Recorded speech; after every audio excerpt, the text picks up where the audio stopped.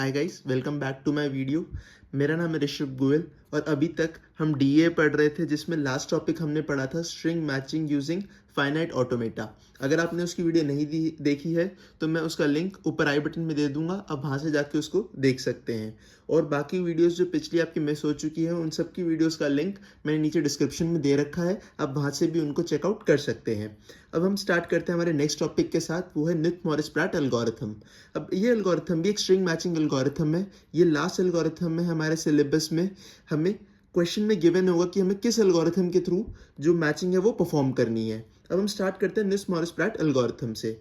अब ये एल्गोरिथम बना क्यों? ये एल्गोरिथम इसलिए बना क्योंकि हमने जो नेव स्ट्रिंग मैचिंग एल्गोरिथम पढ़ा था उसमें कुछ लिमिटेशंस थी जो इसने पूरी कर दी थी। वो लिमिटेशंस क्या थी सबसे पहले वो देखते हैं।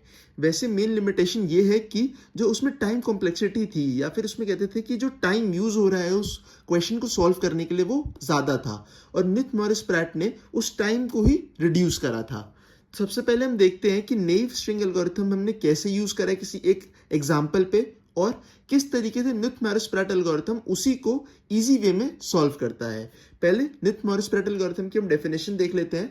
That KMP is a linear time string matching algorithm run in order of n। ये हमारा एक linear time string matching algorithm है जो लीनियर टाइम कॉम्प्लेक्सिटी यूज करता है। KMP uses the concept of prefix and suffix for generation of pi table. Pi table मैं आपको समझाऊंगा हम कैसे बनाते हैं और वो क्या होती है। प्रीफिक्स और सफिक्स का कॉन्सेप्ट अगर आपने नहीं पता तो आप मेरी पिछली वीडियो देख सकते हैं, उसमें मैंने समझा रखा है कि प्रीफिक्स और सफिक्स कैसे हम निकालते हैं। और KMP में वही कॉन्सेप्ट यूज होगा प्रीफिक्स का और सफिक्स का। पाई टेबल क्या होती है ये देख लेते हैं। Pi table is the longest prefix that is same as suffix. ये लाइन से आपको समझ में आ रहा होगा कि पाई टेबल ऐसी टेबल है जिसमें जो हमारा प्रीफिक्स निकला है, ऐसा सबसे बड़ा प्रीफिक्स जो सफिक्स से मैच कर रहा हो उसे हम कहते हैं हमारी पाई टेबल। ऐसी हम एक पाई टेबल बनाते हैं हमारे क्वेश्चंस के लिए ताकि हम निथ मॉरिस प्रैट एल्गोरिथम को सॉल्व कर सकें। अब हम देखते हैं कि कैसे हम किसी एग्जाम्पल के लिए पाई टेबल लिखते हैं। उससे पहले देखेंगे कि क्या डिफरेंस है निथ मॉरिस और नेव मैचिंग एल्गोरिथम में। सपोज हमारे पास ये एग्जाम्पल है, इसमें सबसे पहले देखते हैं हम कि नेव स्ट्रिंग मैचिंग कैसे काम करता है। नेव स्ट्रिंग मैचिंग क्या करेगा, हम हर शिफ्ट पे कंपेयर करेगा हमारे पैटर्न को और टेस्ट स्ट्रिंग को। पहले जैसे हमने यहाँ स्टार्ट करा शिफ्ट 0 से, तो वो फर्स्ट एलिमेंट कंपेयर करेगा और वो मैच हो जाएगा तो फिर वो जाएगा नेक्स्ट एलिमेंट पे। और आप देख सकते हैं नेक्स्ट एलिमेंट मैच नहीं हो रहा है, तो वो क्या करेगा, वो शिफ्ट 1 पे जाएगा। अब वो नेक्स्ट एलिमेंट पे जाएगा और वापस से कंपैरिजन परफॉर्म करेगा, और फिर उसके बाद नेक्स्ट शिफ्ट पे जाएगा और फिर कंपैरिजन परफॉर्म करेगा। बट आप खुद देख के पता कर सकते हैं कि यहाँ पर जो एलिमेंट है वो रिपीट हो रहा है, तो यहाँ पर हमें जो पैटर्न के साथ है वो मैचिंग कभी भी नहीं मिल पाएगी। तो ये बार बार जो रिडंडेंट सर्च हो रहा है वो वेस्ट है, या फिर कह सकते हैं वेस्ट ऑफ टाइम है इन नेव स्ट्रिंग मैचिंग एल्गोरिथम। तो इसीलिए हम यूज करते हैं निथ मॉरिस प्रैट एल्गोरिथम। वो हमारी ये रिडंडेंट सर्च या फिर हमारी जो वेस्ट ऑफ सर्च है उसको खत्म कर देता है और हमारी टाइम कॉम्प्लेक्सिटी को रिड्यूस कर देता है। अब एक एग्जाम्पल देखते हैं कि कैसे उसमें निथ मॉरिस हम यूज करेंगे। निथ मॉरिस एल्गोरिथम समझने से पहले हम समझेंगे कि पाई टेबल और पाई वैल्यूज क्या होती है, हम कैसे उसको लिखते हैं, क्योंकि निथ मॉरिस उन वैल्यूज को यूज करके ही सॉल्व किया जाता है। अब सपोज हमारे पास एक स्ट्रिंग गिवन है और इसमें हमें पाई टेबल वैल्यूज लिखनी है। तो पाई टेबल की डेफिनेशन होती है longest prefix that is same as suffix. ऐसा प्रीफिक्स, ऐसा सबसे लंबा प्रीफिक्स जो सफिक्स के साथ मैच हो रहा हो। अब इधर हम पाई वैल्यूज लिखना स्टार्ट करते हैं। सबसे पहले जो भी एलिमेंट्स पहली बार आ रहे हैं उन पे हम लिखेंगे 0। ये डायरेक्टली मैं पाई वैल्यूज लिख रहा हूँ। हमें सबसे पहले तो नंबरिंग करनी है फर्स्ट से, हर एलिमेंट की नंबरिंग करनी है 1 से। इनकी नंबरिंग कर लेते हैं 1 2 3 4 5 6 7 8 9 10। अब उसके बाद हमें स्टार्ट करना है अपने फर्स्ट एलिमेंट से। फर्स्ट एलिमेंट आप देख सकते हैं ए है, वो पहली बार आ रहा है तो उसको हम लिखेंगे 0। बी भी पहली बार आ रहा है तो उसको लिखेंगे 0। सी भी पहली बार आ रहा है 0। डी भी पहली बार आ रहा है 0। अब आप देख सकते हैं ए रिपीट हो रहा है, ए रिपीट हो रहा है, और ए हमें सबसे पहले कहां पर मिला था, किस लोकेशन पे मिला था, वो मिला था लोकेशन 1 पे। तो हम इस ए के नीचे लिखेंगे 1। तो ये हमारी पाई वैल्यू हो जाएगी इस ए की। अब अगला आप देख सकते हैं क्या है, बी। बी हमारा रिपीट हो रहा है, बी हमें सबसे पहले किस लोकेशन पे मिला था, वो है 2। तो यहां पर हम लिखेंगे 2। ई हमारा एक नया एलिमेंट है, हमें अभी तक ई नहीं मिला है, तो ई के नीचे हम लिखेंगे 0। ए हमें दोबारा मिला है, ए हमें कहां पर मिला था सबसे पहले, फर्स्ट लोकेशन पे, तो जहां हमें सबसे पहले वो मिला था वो हमें यहाँ पर लिखना है। बी हमें सबसे पहले कहां पर मिला था, सेकंड लोकेशन पे, तो ये लिखना है 2। एफ हमें पूरी स्ट्रिंग में सबसे पहली बार मिल रहा है तो वहाँ लिखेंगे हम 0। तो ये है हमारी पाई टेबल वैल्यूज। इतना ईजी होता है इसको बनाना। ऐसे हम दूसरी स्ट्रिंग के लिए बनाते हैं। जैसे हमारे पास ये स्ट्रिंग गिवन है, इसके लिए हम लिखेंगे ए हमें पहली बार मिल रहा है तो 0। अब ए हमारा दोबारा रिपीट हो गया और वो किस लोकेशन पे रिपीट हो रहा है, वो हो रहा है फर्स्ट लोकेशन से रिपीट। तो हम ए की जगह लिखेंगे 1। हम नंबरिंग पहले डाल लेते हैं, वो इंपॉर्टेंट है, उससे हमें ईजी हो जाता है पाई वैल्यूज को लिखना। ये हमारी 10 लेंथ की स्ट्रिंग है। अब इसमें हम देखेंगे बी सबसे पहली बार रिपीट हो रहा है, सी वो भी पहली बार आ रहा है, ए फिर रिपीट हो रहा है एट लोकेशन 1, डी आया है, डी अभी तक रिपीट नहीं हो तो यहाँ आएंगे 0, ए हमारा रिपीट हो रहा है फर्स्ट लोकेशन पे 1। अब यहाँ पर आप देखिए, यहाँ पर अब दोबारा ए आ रहा है। अब यहाँ दोबारा ए आ रहा है तो हम सोचेंगे कि ए सबसे पहली बार रिपीट हुआ था फर्स्ट पे, तो फर्स्ट पे हम यहाँ पर क्या लिखेंगे 1। बट ऐसा नहीं होता क्योंकि पाई टेबल में होता है लॉन्गेस्ट प्रीफिक्स। लॉन्गेस्ट प्रीफिक्स का मतलब है सबसे बड़ा प्रीफिक्स वैल्यू। अब यहाँ पर आप देखेंगे, अगर यहाँ पर ये दोनों ए लगातार हैं, ये दोनों ए इकट्ठे आए हुए हैं, तो ये लॉन्गेस्ट प्रीफिक्स हुआ। तो इस वाले ए की वैल्यू इस ए के इक्वल होगी, क्योंकि हम इसे एक एज अ सिंगल सफिक्स मानेंगे, इसको हम एज अ सिंगल वैल्यू मानेंगे। तो पहला वाला एलिमेंट, इससे जस्ट पहले वाला एलिमेंट सेम है इस वाले एलिमेंट के, और इसके बाद वाला एलिमेंट जो ए है वो भी यहाँ पर रिपीट हो रहा है एज ए। तो आप देख सकते हैं कि ये वाला जो पोर्शन है वो पूरा ही पोर्शन एज इट इज यहाँ पर रिपीट हो रहा है। तो ये वाला रिपीट हो रहा है, तो इसकी लोकेशन 1 थी, अगले वाले की लोकेशन 2 थी, तो इसी तरीके से यहाँ पर हम ए की जगह 1 लिखेंगे और इस वाली ए की जगह लिखेंगे 2। बी हमारा रिपीट हो रहा है। अब आप देख सकते हैं बी दोबारा आ गया यहाँ पर, अब ये बन रहा है ए ए बी, ये पूरा ए ए बी यहाँ से लिया गया है। तो अब इस बी की लोकेशन क्या है 3, तो हम यहाँ पर क्या लिखेंगे 3 लिखेंगे। उसके बाद ई हमारा एक ही बार आ रहा है तो यहाँ पर 0। हम और स्ट्रिंग लेते हैं और एग्जांपल लेते हैं, आपको और क्लियर होगा उससे। अब हमने यहाँ पर ये एग्जांपल लिया है, इसके लिए हम लिखते हैं ए हमारा पहली बार रिपीट हो रहा है तो 0, बी हमारा पहली बार आ रहा है तो 0, सी बी और D B. 0 means it's coming first time. 0 का मतलब है कि हमारी स्ट्रिंग में वो सबसे पहली बार आ रहा है। अब ए हमारा रिपीट हो रहा है, ए रिपीट हो रहा है, और ए कौन सी लोकेशन पे मिला था हमें सबसे पहले, वो मिला था लोकेशन 1 पे, तो यहाँ पर हमने 1 लिख दिया। उसके बाद आप देख सकते हैं बी रिपीट हो रहा है, ए और बी इकट्ठे रिपीट हो रहे हैं क्योंकि ए और बी यहाँ पर थे, वो एज इट इज यहाँ पर रिपीट हो रहे हैं। बी हमारे कौन सी लोकेशन पे था, वो था 2, तो हमने यहाँ पर 2 लिख दिया। आप देख सकते हैं ए की हमने यहाँ पर लिख दिया और बी की वैल्यू हमने यहाँ पर लिख दी। ई पहली बार आ रहा है तो 0, ए दोबारा से रिपीट हो रहा है तो ए की जगह हमने क्या लिख दिया 1, क्योंकि सबसे पहली बार हमें ए कहाँ पर मिला था, वो था फर्स्ट लोकेशन पे। उसके बाद बी रिपीट हो रहा है, बी हमें सबसे पहली बार कहाँ पर मिला था, इस लोकेशन पे, दैट इज 2, तो हमने यहाँ पर 2 लिख दिया। एफ पहली बार आ रहा है तो यहाँ पर 0। अब नेक्स्ट एग्जांपल देखते हैं, ये थोड़ा सा ट्रिकी एग्जांपल है। इसमें पहले हमारे पास 4 ए हैं, फिर बी, देन ए सी डी। यहाँ पर हमने सबसे पहले नंबरिंग डाल लिया हर स्ट्रिंग के ऊपर, कैरेक्टर के ऊपर। ए सबसे पहली बार आया तो फर्स्ट लोकेशन पे 0, उसके बाद ए मिला हमें, ए दोबारा रिपीट हुआ।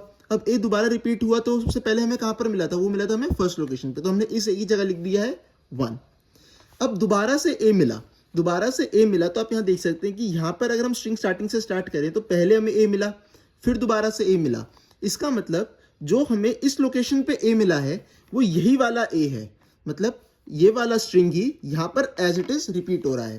पहले ये वाला सेट मिला हमें और फिर ये वाला सेट मिला, तो इस वाले ए में हम इस वाले ए की वैल्यू को यहाँ लिखेंगे, ना कि 1। अगर हम 1 लिख देते तो हम कह देते वही वाला ए यहाँ पर रिपीट हो रहा है, बट आप देख सकते हैं कि ये वाला सेट जो है वो एज इट इज यहाँ पर रिपीट हो रहा है। तो हमने इस ए की वैल्यू यहाँ पर लिखी 2, 3 के नीचे, इस थर्ड ए के हमने नीचे लिखा 2। अब हम नेक्स्ट ए पे गए। अब नेक्स्ट ए पे जाने के बाद आप देख सकते हैं कि यहाँ पर ये जो हमें मिला है, ये 3 ए के लगातार कॉलम मिल चुका है। जो ये वाला हमें स्ट्रिंग मिला है ए, वो सिमिलर है किससे, इस ए से। तो पहले हमने फर्स्ट रिपीट करा, फिर हमने सेकंड एलिमेंट रिपीट करा, फिर हमने उसका थर्ड एलिमेंट भी रिपीट करा, तो हमें जो ये सेट मिला है वो एज इट इज है इस सेट के। तो इसीलिए हमने सबसे पहले 1 लिखा, 2 लिखा और 3 लिखा। आप समझ पा रहे होंगे कि जो ये वाला सेट है वो एज इट इज यहाँ पर रिपीट हुआ है। पहले हमने फर्स्ट एलिमेंट कंसीडर करा तो हमें पता चला कि सिर्फ सिंगल ए ही रिपीट हुआ है, बट जब हमने सेकंड एलिमेंट दोबारा कंसीडर करा तब हमें पता चला कि सिंगल नहीं, ये डबल कैरेक्टर रिपीट हुए हैं, ये वाला ए और ये वाला ए।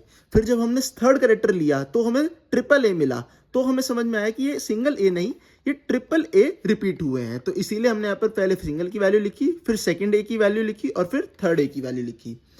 अब हमें बी पहली बार मिला है वो है 0, तो ए अब हमें फिर से स्टार्टिंग से मिला है। ए हमें सबसे पहली बार कहाँ मिला था, 1 पे।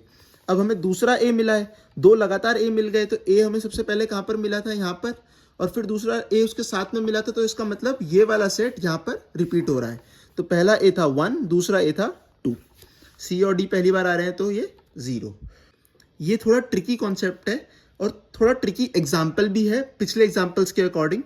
अगर आप और क्वेश्चन इसके ऊपर सॉल्व करेंगे तो आपको और अंडरस्टैंडिंग होगी किस तरीके से हम इन वैल्यूज को रिपीट करते हैं। आप एक बार इनको 2-3 एग्जाम्पल को सॉल्व करेंगे तो आपके लिए काफ़ी ईजी हो जाएगा ये लिखना, आप काफ़ी ईजी फ्लो में इसको लिख पाएंगे। अब हम एक और एग्जाम्पल देखते हैं, जैसे यहाँ पर A B A B A B A B C A. अब यहाँ पर सबसे पहले ए हमें मिला तो उसकी वैल्यू हमने लिखी 0, पहले बी मिला तो उसकी वैल्यू लिखी 0। अब हमें ए रिपीट मिला है, ए सबसे पहली बार रिपीट हुआ है और किस लोकेशन से रिपीट हुआ है, फर्स्ट लोकेशन से, तो हमने यहाँ पर लिख दिया 1। अब अगला हमने बी लिया, अब बी लेने पे हमें पता चला कि यहाँ पर हमें ए भी मिल चुका था, तो ये वाला बी ही इसी का रेपिटिशन है, तो बी की वैल्यू क्या थी 2, तो हमने उसको यहाँ पर लिख दिया 2। अब आप इसको समझ सकते हैं कि ये वाला सेट ही यहाँ पर रिपीट हुआ है। अब उसके बाद मिला हमें ए बी दोबारा, तो ए बी दोबारा मिलने से हम पिछले वाले को कंसिडर करें तो इसका मतलब हमें ए बी दोबारा से रिपीट हुआ है, कहाँ से, इस ए बी से। तो ये जो हमें ए बी मिला ये दोबारा एक रेपिटिशन है इस वाले ए बी की, तो इस वाले ए बी को हम क्या लिखेंगे, इसकी वैल्यू 3 और इस वाले वैल्यू की 4। अब हमें दोबारा ए बी मिल गया, दोबारा ए बी मिलने का मतलब है कि हमारे पास अब 3 बार ए बी हो चुका है, तो इसका मतलब ये वाला ए बी हमें कहाँ से मिला होगा, इस वाले रेपिटेशन से मिला होगा। तो इस ए की वैल्यू होगी 5, इस वैल्यू होगी 6। आप देख सकते हैं पहले हमने इसको कंसिडर करा, फिर हमने इसको कंसिडर करा, फिर हमने इन दोनों को इकट्ठे कंसिडर करा और फिर हमने इसको एज इट इज पूरा कंसिडर करा, क्योंकि हमें यहाँ पर 4 लगातार ए बी मिले थे। तो हमें सबसे पहले जो ए बी मिला वो हमने समझा कि वो इस वाले ए बी से मिला होगा, फिर हमें 2 बार ए बी मिल गया, वो 2 बार ए बी मिलने से हमने समझा कि वो हमें इन 2 ए बी से मिला होगा, और फिर 3 बार ए बी मिलने पे हमने इन तीनों ए बी को जज करा और उनके थ्रू हमने जो वैल्यूज थी उनको यहाँ रिपीट करी। अब उसके बाद हमें सी मिला, वो पहली बार मिला। अब हमें ए फिर मिल रहा है, ए हमें सबसे पहली बार कहाँ मिला था, वो मिला था 1 पे, तो हमने यहाँ पर 1 लिख दिया। इस तरीके से हमें लिखनी होती है पाई टेबल वैल्यूज। अब इससे देखते हैं हम कैसे हम क्वेश्चन को सॉल्व करते हैं। सबसे पहले हम एल्गोरिथम देखते हैं कि न्यूथ मैरिज पैरेटो एल्गोरिथम होता क्या है और उसमें हम कैसे क्वेश्चन सॉल्व करते हैं। Take 2 variables i is equals to 1 and j is equals to 0। चलो पहले मैं एक क्वेश्चन सॉल्व करके दिखाता हूँ और फिर आपको ये एल्गोरिथम पढ़ाऊंगा तो आपको और अच्छी तरह से समझ में आएगा। अब इस एग्जाम्पल को हम सॉल्व करते हैं न्यूथ मैरिज पैरेटो एल्गोरिथम से। हमें यहाँ पे एक टेक्स्ट स्ट्रिंग गिवन है और एक पैटर्न गिवन है, हमें इस पैटर्न को मैच करना है इस टेस्ट स्ट्रिंग से। सबसे पहले हमें क्या करना होगा, टेस्ट स्ट्रिंग और पैटर्न को नंबरिंग देनी होगी 1 से। इसमें हमने दिया 1 2 3 4 5 6 7 8 9 10 11 12 13 14 एंड 15। और पैटर्न में हमें नंबरिंग देनी होगी 1 2 3 4 5, और इसमें हम एक 0th एलिमेंट भी लेंगे, वो यहाँ पर होगा, उसके कोरिस्पॉन्डिंग कोई एलिमेंट नहीं होगा, बट हम यहाँ पर 0 लिखेंगे अपनी अंडरस्टैंडिंग के लिए। और इसमें हम इंडेंटेशन स्टार्ट करेंगे from i is equals to 1, हम t में इंडेंटेशन स्टार्ट करेंगे 1 से, और p में स्टार्ट करेंगे j इज इक्वल्स टू 0 से, मतलब इस पोजीशन से, और i में हम कहाँ स्टार्ट करेंगे, इस पोजीशन से। अब सबसे पहले हम चेक करेंगे कि क्या हमारा t of i is equal to p of j plus 1, मतलब क्या t ऑफ i वाला एलिमेंट इक्वल है p of j plus 1। p of j plus 1 क्या है, ये वाला एलिमेंट, क्या वो दोनों बराबर हैं? अगर वो दोनों बराबर हैं तो हम i को भी 1 से इंक्रीमेंट कर देंगे और j को भी 1 से इंक्रीमेंट कर देंगे। जैसे हम यहाँ पे देख सकते हैं एग्जाम्पल में t ऑफ i अभी हमारा i 1 है, वो a है, और p ऑफ j प्लस 1 क्या हो गया, 1, दैट इज a। क्या ये दोनों एलिमेंट सेम है? हाँ, ये दोनों एलिमेंट सेम है। तो यहाँ पर मैं लिख देता हूँ जैसे हमने लिया पहले p ऑफ j प्लस 1 और t ऑफ i की वैल्यू इनिशियली थी 1 और j की वैल्यू थी 0, तो ये हमें मिला t of 1 is equal to p of 1। क्या t ऑफ 1 और p ऑफ 1 सेम है? हाँ सेम है। तो अब हम i को भी इंक्रीमेंट कर देंगे और j को भी इंक्रीमेंट कर देंगे, तो अब हमारा t क्या हो जाएगा, t में i हो जाएगा हमारा 2 और j हो जाएगा 1। अब हम फिर t ऑफ i और p ऑफ j प्लस 1 को कंपेयर करेंगे। t ऑफ i अब हमारा है b और p ऑफ j प्लस 1 हमारा है b, क्योंकि j की वैल्यू तो अब 1 हो चुकी है, तो 1 प्लस 1 2, p ऑफ 2 हो गया b, और t ऑफ 2 हमारे पास है b, ये दोनों भी सेम है। तो अब हम क्या करेंगे, i और j को फिर इंक्रीमेंट कर देंगे। i हमारा कहाँ पर चला जाएगा, a पर, और j हमारा कहाँ पर चला जाएगा, b पर। अब हमारा i यहाँ पर है और j यहाँ पर है। अब फिर हम टी ऑफ आई और जे ऑफ आई प्लस वन को कंपेयर करेंगे, ये दोनों एलिमेंट सेम है, हम फिर इन दोनों को आगे इंक्रीमेंट कर देंगे। अब इंक्रीमेंट करने के बाद फिर टी ऑफ आई और जे प्लस वन को कंपेयर करेंगे, और यहाँ पर आप देख सकते हैं दोनों एलिमेंट फिर सेम है और हमने आई और जे को फिर इंक्रीमेंट कर दिया। अब हमारा आई इस पोजीशन पे है और जे इस पोजीशन पे है। उसके बाद अब हमने फिर टी ऑफ आई और P of J plus one को कंपेयर करा तो एलिमेंट कंपेयर नहीं हुए। तो अब हमें कंफ्यूजन है कि अब हमें क्या करना है, तो उसमें काम लेते हैं हम पाई वैल्यूज। अब पाई वैल्यूज आपको किसके लिए लिखनी होगी, पैटर्न के लिए। अब जैसे हमारे पास यह पैटर्न गिवन है, इसके लिए हम पाई वैल्यूज लिखते हैं। वो कैसे लिखेंगे, ए के कोरिस्पॉन्डिंग वैल्यू होगी 0 क्योंकि ए सबसे पहली बार आ रहा है, बी भी सबसे पहली बार आ रहा है, तो उसके लिए भी हम क्या लिखेंगे 0। अब आप देख सकते हैं यहाँ ए रिपीट हो रहा है, ए रिपीट हो रहा है और हमें सबसे पहले कहाँ पर मिला था, फर्स्ट लोकेशन पर, तो हमने यहाँ लिखा 1। उसके बाद बी यहाँ पर फिर रिपीट हो रहा है, बी सबसे पहली बार रिपीट हो रहा है और किस लोकेशन से, दैट इज 2। डी पहली बार आ रहा है तो उसका एलिमेंट होगा 0। ये हमारी क्या हो गई, पाई टेबल वैल्यूज। अब हम कहां पर पहुंच गए थे, आई हमारा यहां तक पहुंच गया था और जे हमारा यहां तक पहुंच गया था बी पर। तो अब हमने जब P of J plus one और टी ऑफ आई को कंपेयर करा तो वो दोनों इक्वल नहीं आए। तो अब हमें क्या करना होगा, अब जो जे वैल्यू है वो हमारी कहाँ चली जाएगी, उस वाले एलिमेंट के कोरिस्पॉन्डिंग पाई वैल्यू पे। जो जे है वो हमारा कहाँ शिफ्ट हो जाएगा, बी पे। अब जैसे वैल्यू 2 है तो जे हमारा शिफ्ट हो जाएगा 2 पे। अब जे हमारा यहाँ पर शिफ्ट हो जाएगा, that is J is equals to 2। और अब हमें इस जे वैल्यू के जे प्लस वन और इसी आई वैल्यू को कंपेयर करना होगा। आई हमारा भी यहीं पर था, जे हमारा कहाँ पर शिफ्ट हो गया, 2 से इस वाले 2 पे शिफ्ट हो गया, सेकंड एलिमेंट पे शिफ्ट हो गया। तो यहाँ पर अब हमारा जे शिफ्ट हो गया। अब हमें फिर चेक करना है टी ऑफ आई और P of J plus one. यहाँ पर हम चेक करेंगे, टी ऑफ आई है हमारा सी और P of J plus one, अब वो हमारा होगा ए। ये दोनों अभी फिर मैच नहीं कर रहे हैं, तो फिर मैच नहीं कर रहे तो इसका मतलब अब हम इस वाले के कोरिस्पॉन्डिंग जो पाई वैल्यू होगी उधर हम जे को ले जाएंगे। जे अब हमारा कहाँ चला जाएगा, 0 पे। अब जे हमारा 0 पे चला गया। अब हम फिर चेक करेंगे क्या हमारा P of J plus one T of I के इक्वल है। P of J plus one A है और टी ऑफ आई हमारा सी है, अभी भी इक्वल नहीं है। तो अब हम इसके कोरिस्पॉन्डिंग कोई भी पाई वैल्यू नहीं है, तो अब हम कहीं पर भी नहीं जा सकते। तो इसीलिए हम आई को अब सिंपली इंक्रीमेंट कर देंगे, हम इस एलिमेंट को छोड़ देंगे और आई को आगे ले जाएंगे। जब हम आई को यहाँ पर ले जाएंगे तो अब हम फिर टी ऑफ आई और P of J plus one को कंपेयर करेंगे। अब यहाँ पर P of J plus one होगा ए, टी ऑफ आई होगा ए, ये दोनों मैच हो जाएंगे। अब हम फिर जे और आई को इंक्रीमेंट करेंगे। इस तरीके से हम इस क्वेश्चन को आगे सॉल्व करते चले जाएंगे। कब तक करेंगे हम इसे तब तक करेंगे जब तक हमारा जो पूरा पैटर्न या फिर आप कह सकते हो जो जे वैल्यू है वो एंड तक नहीं चली जाती, हमें पैटर्न कहीं पर नहीं मिल जाता। मैं आपको इसको पूरा सॉल्व करके दिखाता हूँ। अब जैसे अभी हमारा जे यहाँ पर था 0 पे और आई हमारा यहाँ पर था ए पे। अब टी ऑफ आई और P of J plus one match हो गए। अब हम आगे चले गए। अब आगे जाने के बाद भी हमारा जो P of J plus one था और पी ऑफ आई था वो मैच हो गया। अब हम फिर आगे चले गए और फिर इधर आप देख सकते हैं, इधर जो हमारा टी ऑफ आई था और P of J plus one था वो मैच नहीं हुए। तो हमने जो जे की वैल्यू, जे पे जो एलिमेंट था उससे कोरिस्पॉन्डिंग जो पाई वैल्यू थी, हमने जे को वहाँ ले गए। जे हमारा वापस कहाँ चला गया, 0 पे। अब 0 पे जाने के बाद हमने फिर कंपेयर करा टी ऑफ आई और P of J plus one को, ये दोनों फिर मैच नहीं हुए। तो अब हमने सिर्फ आई ही इंक्रीमेंट कर दिया, क्योंकि हमारे पास यहाँ पर जे की कोई भी कोरिस्पॉन्डिंग पाई वैल्यू नहीं थी जिसपे हम जे को शिफ्ट कर पाते, इसीलिए हमने आई को ही एज इट इज इंक्रीमेंट कर दिया। अब हम फिर से कंपेयर करेंगे ए और इधर ए, तो ये दोनों मैच हो गए। हम आई और जे को फिर इंक्रीमेंट कर देंगे। अब हमने यहाँ पर आई हमारा पहुँच गया 10th लोकेशन पे और जे हमारा पहुंच चुका है इधर फर्स्ट लोकेशन पे। अब हमने फिर बी और इस वाले बी को कंपेयर करा, क्योंकि हमें जे प्लस वन कंपेयर करना होता है। ये दोनों सेम थे तो हमने आई और जे को इंक्रीमेंट करा। अब फिर हमने आई और जे को इंक्रीमेंट करने के बाद दोबारा एलिमेंट्स को मैच करा। यहाँ पर हमें मिला ए और यहाँ पर P of J plus one में मिला ए, ये दोनों मैच हो गए तो हमने फिर इंक्रीमेंट कर दिया। इंक्रीमेंट करने के बाद हमने फिर कंपेरिजन करा जे प्लस वन और आई का, तो वो भी मैच हो गए। इंक्रीमेंट करा, दोनों इंक्रीमेंट होंगे। जब अगर एलिमेंट्स मैच हो जाएंगे तो हमारा आई भी इंक्रीमेंट होगा और जे भी इंक्रीमेंट होगा। उसके बाद हमने फिर मैचिंग परफॉर्म करी तो हमें एलिमेंट नहीं मिला, मैचिंग नहीं हुई। तो जो जे है वो इस वाले के पाई वैल्यू के कोरिस्पॉन्डिंग वैल्यू पे चला जाएगा। जैसे इस वाले पे बी पे पाई वैल्यू है 2, तो जे हमारा शिफ्ट हो जाएगा 2 पे। जे 2 पे शिफ्ट होने के बाद हमें फिर टी ऑफ आई और P of J plus one को कंपेयर करना है। दोनों मैच हो गए तो हम आगे शिफ्ट कर सकते हैं।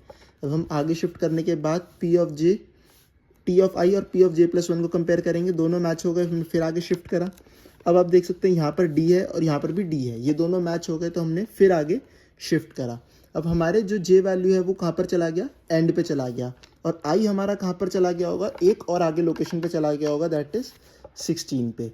तो हमें हमारा जो पैटर्न है वो ट्रैवर्स कर चुके हैं हम, और हमने टेस्ट स्ट्रिंग भी पूरी ट्रैवर्स कर ली है। पैटर्न हमने पूरा ट्रैवर्स कर लिया है, इसका मतलब हमें हमारा पैटर्न इस टेस्ट स्ट्रिंग में कहीं मिला है। अब कहाँ पर मिला है उसकी लोकेशन जानने के लिए हम क्या यूज़ करेंगे, that is I minus length of pattern. जब हमारा पैटर्न पूरा हो गया, जब हमारी जे लोकेशन पैटर्न के एंड पे चला गया तो हम रुक जाएंगे। पैटर्न के एंड पे रुक जाने के बाद जो भी हमारी आई की लोकेशन होगी, अब जैसे हमारा यहाँ पर पैटर्न कंप्लीट हो गया तो आई की लोकेशन हमारी क्या थी, 16, तो उस वाली आई की वैल्यू हम यहाँ पर लिख देंगे, that is 16 minus length of pattern. Length of pattern क्या है, 5, तो इसकी वैल्यू हमें मिली 11। इसका मतलब 11th एलिमेंट से हमें हमारा पैटर्न मिलना शुरू हो गया होगा। 11th लेंथ हमारी कहाँ पर है, यहाँ पर ए, आप यहाँ पर मैच करके देख सकते हैं, ये है ए, यहाँ पर ए, फिर बी, फिर ए, फिर बी एंड देन डी। इसका मतलब 11th लेंथ या फिर आप कह सकते हैं 11th पॉइंट से हमें हमारा पैटर्न मिलना स्टार्ट हो गया था। तो इस तरीके से सॉल्व होता है नीथ मॉरिस प्रैट एल्गोरिथम। मैं आपको उसका एल्गोरिथम भी दिखा देता हूँ। यही वाला एग्जाम्पल अभी हमने सॉल्व करा है। एल्गोरिथम में take two variables i is equals to 1 and j is equals to 0। ये इंपॉर्टेंट पॉइंट है, याद रखने वाला कि जो i है वो 1 से स्टार्ट होगा और वो हम कहाँ पर लेंगे, टेस्ट स्ट्रिंग में, और j 0 से स्टार्ट होगा जो हम लेंगे पैटर्न में। पैटर्न की ही हमें पाई वैल्यूज लिखनी है। पाई वैल्यूज लिखने के बाद हम कंपेयर करेंगे i और j प्लस 1 को, t ऑफ i और p ऑफ j प्लस 1 को। अगर t ऑफ i और p of j plus 1 match हो जाते हैं तो हमें क्या करना था, इंक्रीमेंट करना था i को भी और j को भी। यहाँ पर आप देख सकते हैं, if t of i is equals to p of j plus 1 then increment i comma j। हमें दोनों को ही इंक्रीमेंट करना होगा जैसे हमने किया था। यहाँ पर आप देख सकते हैं t ऑफ i और p of j plus 1 match हो गए तो हमने i को भी इंक्रीमेंट करा और यहाँ पर आ गए, और j को भी इंक्रीमेंट करा और यहाँ पर आ गए। ऐसे ही अगर p और t ऑफ i और p of j plus 1 match नहीं हुए, अगर वो दोनों मैच नहीं हुए तो हमें j पे जो भी उसकी कोरिस्पॉन्डिंग वैल्यू होती है, पाई वैल्यू, उस पे शिफ्ट हो जाना होता है। तो ऐसे ही j is equals to pi table value of that element where j is standing. मतलब j जहाँ पर भी होगा उस वाले के पाई टेबल वैल्यू जो हमें कोरिस्पॉन्डिंग मिलेगी उस पे j को हमें शिफ्ट करना होगा। अगर हमारे जो t ऑफ i और p of j plus 1 match नहीं हुए तो j को है उसके पाई वैल्यू के कोरिस्पॉन्डिंग शिफ्ट कर देंगे। जैसे यहाँ पर आप देख सकते हैं अभी हमारा मैचिंग परफॉर्म हो रही है तो हम आगे शिफ्ट होते रहेंगे, बट इस लोकेशन पे t ऑफ i और p of j plus 1 match नहीं हो रहे होंगे। तो j अभी हमारा यहाँ पर खड़ा है 4th लोकेशन पे, इसके कोरिस्पॉन्डिंग वैल्यू है 2, तो पाई वैल्यू 2 है तो यहाँ पर j हमारा शिफ्ट हो जाएगा। तो j हमें कहाँ शिफ्ट करना होगा, b पे, और फिर इस पे शिफ्ट करने के बाद if j is equals to 0, अगर j इज इक्वल्स टू 0 हुआ, j इज इक्वल्स टू 0 तो नहीं है, तो हमें चेक करना होगा कि t of i is equals to p of j plus 1। If yes then increment i comma j। हमें फिर दोबारा चेकिंग परफॉर्म करनी है t ऑफ i की और p ऑफ j प्लस 1 की। अगर फिर से मैचिंग नहीं हो पा रही, जैसे यहाँ पर नहीं हो पा रही, तो हमें फिर से कोरिस्पॉन्डिंग वैल्यू पे जाना होगा, पाई वैल्यू पे। अब यहाँ पर आप देख सकते हैं j वैल्यू हो गई है 0, j वैल्यू 0 हो गई। हम फिर कंपैरिजन परफॉर्म करेंगे t ऑफ i और p ऑफ j प्लस 1 का। यहाँ पर फिर मैचिंग नहीं हो पा रही है तो अब हम क्या करेंगे, हमारे सिर्फ i के ही इंक्रीमेंट करेंगे। Else if again j is equals to 0, यहाँ पर j इज इक्वल्स टू 0 फिर से हो गया, देन इंक्रीमेंट ओनली i। हम i को इंक्रीमेंट कर देंगे और इस वाले पॉइंट को छोड़ देंगे। यहाँ पर आप देख सकते हैं मैंने कर रखा है t of i is 1 is equals to t of j plus 1। पहले हमें a मिला तो वो इक्वल हो गया, तो हमने i को इंक्रीमेंट करा और j को इंक्रीमेंट करा। i हमारा हो गया उस पॉइंट पे 2 और j हो गया 1।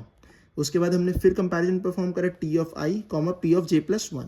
j हमारा 1 हो चुका था तो हमें वैल्यू मिली t ऑफ 2 था b और p ऑफ 2 था b। वो दोनों मैच हो गए तो हमने फिर इंक्रीमेंट परफॉर्म करा, i 3 कर दिया और j 2 कर दिया। उसके बाद ऐसे ही चलते रहे हम, i 4 हो गया, j 3 हो गया, i 5 हो गया, j 4 हो गया। यहाँ पर हर बार मैच होता रहा एलिमेंट, बट इस पॉइंट पे जब हमने t ऑफ i और p ऑफ j प्लस 1 लिया तो वो मैच नहीं हुए, क्योंकि t ऑफ 5 और p ऑफ 5 ये देख सकते हैं आप मैच नहीं हो रहे। तो अब हम j को कहाँ ले जाएंगे, उस वाले पॉइंट के कोरिस्पॉन्डिंग पाई वैल्यू पे। तो हम j को कहाँ शिफ्ट कर देंगे, 2 पे। So as j is equals to 4, so pi value at j is equals to 4 is 2. So go to j is equals to 2 and check again. तो हमने फिर से चेक करा, t of i था हमारा 5 और p of j plus 1, j अब हमारा 2 हो चुका था, p of j plus 1 बना p of 3, p of 3 की वैल्यू थी a. अभी भी हमारा c और a मैच नहीं हुए. So now j is equals to 2. So pi value at j is equals to 2. अब हम फिर उसकी पाई वैल्यू देखेंगे. इधर हमारे फिर मैचिंग परफॉर्म नहीं हुई तो इसके कोरिस्पॉन्डिंग पाई वैल्यू थी 0. तो हम j को कहाँ शिफ्ट कर देंगे, 0 पे. अब सो now j is equals to 2. So pi value at j is equals to 2 is 0. So go to 0 and check t of 5 is not equal to p of 0 plus 1. अब j हमारा 0 हो चुका है, p of j plus 1 हम फिर comparison perform करेंगे और हमें फिर से एलिमेंट मैच नहीं मिला. अब अगर j is equals to 0 पे भी हमें एलिमेंट मैच नहीं मिलता तो यहाँ पर हम क्या करेंगे, जो i है सिर्फ उसे ही इंक्रीमेंट करेंगे. हम i को इंक्रीमेंट करके कहाँ ले जाएंगे, 6 पे. j जहाँ पर था हम उसे वहीं पर छोड़ देंगे, दैट इज 0 पे. अब फिर से हम चेकिंग परफॉर्म करेंगे, t of 6 that is t of i is equals to p of j plus 1. अब फिर एलिमेंट मैच हो गया तो हमने i को भी इंक्रीमेंट करा और j को भी इंक्रीमेंट करा और ऐसे हम करते रहेंगे जब तक हमारा जो पैटर्न है वो कंप्लीट नहीं हो जाता. जिस पॉइंट पे हमारा पैटर्न कंप्लीट हुआ उस पॉइंट पे हमें जो i मिला होगा उस वाले i की वैल्यू लेके अगर हम उसको हमारे पैटर्न की लेंथ से सब्ट्रैक्ट कर दें तो हमें पॉइंट मिल जाएगा कि किस पॉइंट से जो हमारा पैटर्न है वो मैच होना स्टार्ट हुआ होगा. तो यही था न्यूटन मॉरिस पैरेटो एल्गोरिथम. अगर आपको समझ में आया हो, मेरी वीडियोस अच्छी लगी हों तो अपने दोस्तों के साथ शेयर करें ताकि उनकी भी सेमेस्टर एग्जाम्स में हेल्प हो सके. और मेरी वीडियोस को लाइक ज़रूर करें और चैनल को सब्सक्राइब करना ना भूलें ताकि मैं जो भी आगे वीडियो अपलोड करूं उसकी लेटेस्ट नोटिफिकेशन आपको मिलती रहे. अगर आपको कोई भी डाउट हो तो आप कमेंट सेक्शन में पूछ सकते हैं. Thank you, bye.